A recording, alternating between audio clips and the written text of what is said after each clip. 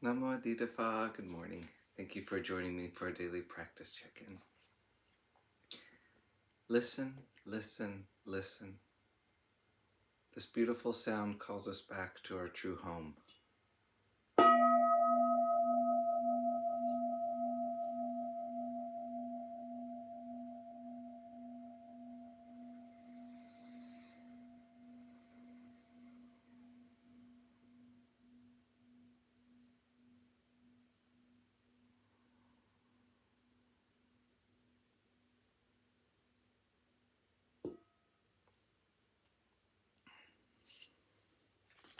The first mindfulness training.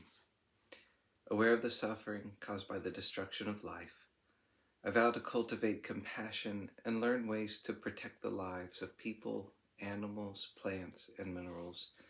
I am determined not to kill, not to let others kill, and not to condone any act of killing in the world, in my thinking, or in my way of life.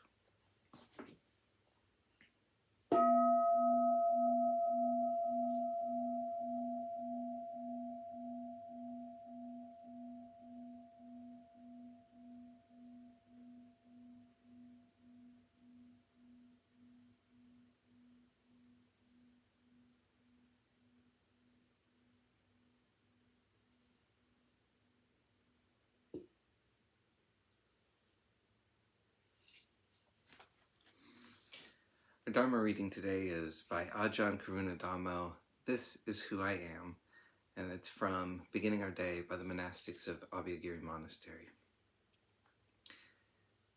Before the work meeting, a few of us were talking about different kinds of characteristics, traits, and qualities we each have, and how easy it is to indulge in our personal attributes. Some people are good visualizers and can easily create certain kinds of images in their heads. Others can remember music. I was reflecting how easy it is to take those characteristics that are an integral part of each of us and pick them up in a way that makes us think that's who we are. Whether it's positive qualities or negative qualities, we come into the world with these attributes based on past actions and past habitual conditioning. Whatever they are, we easily identify with them and believe that's who we are. I'm a person who has abilities in construction, carpentry, or computers. I'm a person who has a lot of anger, sensual desire, fear, or anxiety. We take these different kinds of qualities we experience throughout our lives and personalize them, creating an image of ourselves in our own minds. We do the same with other people. We see certain qualities, characteristics, or habits, so we identify a person as a particular type or someone who always has a certain characteristic. He's an angry person. She's a person who has a lot of sensual desire. Even if we're smart enough and know about Buddhist practice to the extent we don't really believe that's who we are, for the most part, that's still how we operate. We continue to go through our daily activities, seeing the world of ourselves and the world outside through the perceptual lens of good and bad qualities. To counter this tendency, we persist in chipping away at that sense of solidity, that sense of a permanent self. Every time we find ourselves lamenting over an unskillful quality or habit we have, or puffing ourselves up thinking we're exceptionally good in some area, it's important to keep reflecting, well, that's not really who I am. These are just qualities that come from conditioning, sometimes through skillful attention, sometimes through unskillful attention. And they're essentially a conglomeration of images and ideas that have formed into the perception, this is who I am. Try to see them objectively as conditioned qualities and don't take ownership.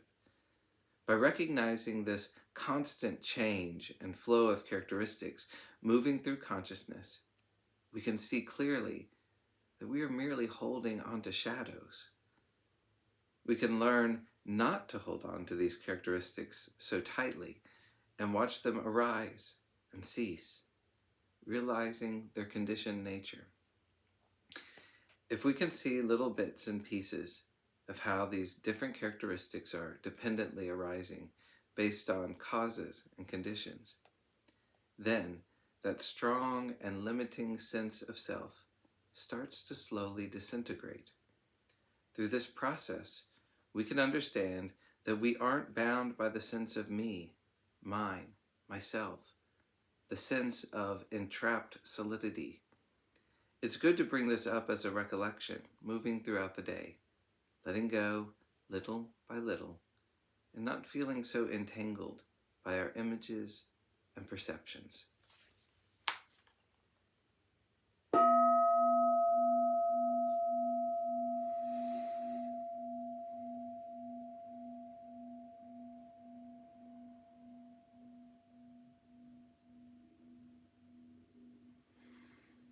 May all beings be well.